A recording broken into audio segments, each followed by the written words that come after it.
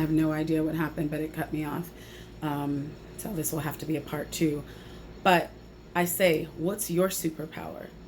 You know, what got you through? What almost kills you, or when you feel like you've almost been killed, and what saves you? What pulls you like out of that, like the worst spot you could be in? What is it that saves you every time? And for me to be resilient and to love as hard as I can, that's what saves me every time.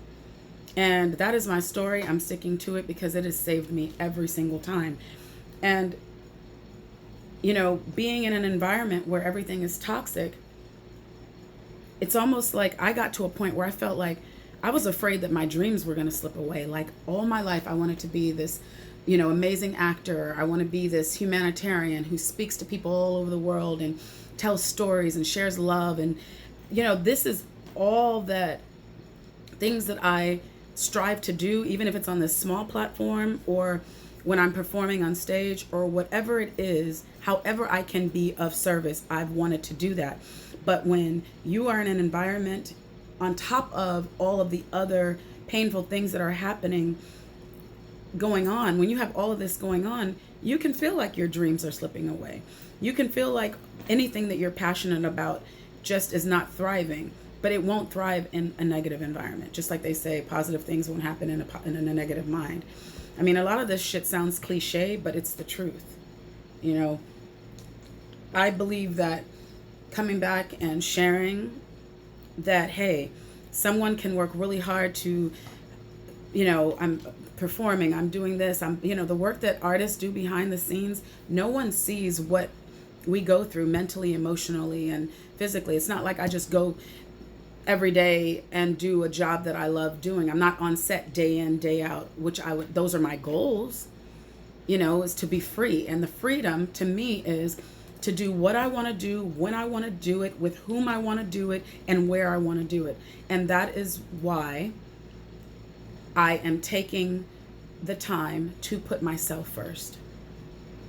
And this is really huge for me. This chapter of my life, I realized that, yeah, you want to be of service, but I can't be of service to anyone until I'm of service to myself.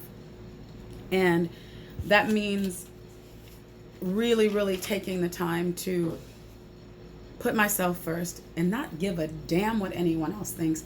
And really, really, really, I say that a bunch, really, really, really face fear and trust the fact that everything that I want and desire is on the other side of the fear.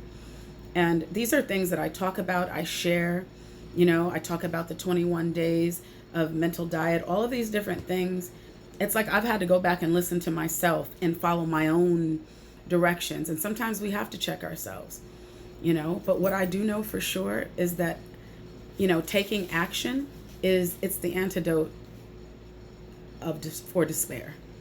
And I was in a really, really dark place with just feeling like I was running up into a brick wall with my career, just the pain kind of being offset a little bit from my traveling back and forth with my family. I would get off, then I'd come back and have to pull it all together again.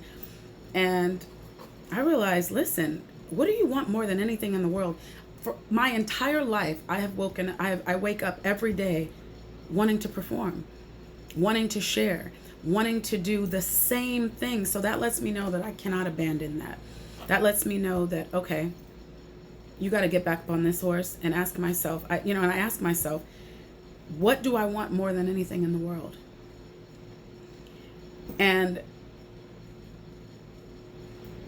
what I want more than anything in the world is always to be a working actor who is able to speak all around the world and share that I had a dream, that I have dreams, and that our dreams, anything we can dream of, anything we love to do, we can make a living doing it. And I think Les Brown said this years ago, I heard this on a tape, if you don't pursue your dreams, you commit spiritual suicide. So if there's something you're sitting on that you really want to do it. Find a way to do it. I jumped. I came out here to LA. I'm scared shitless. But I'll be damned if I allow any negative energy in my space, if I don't put myself first, and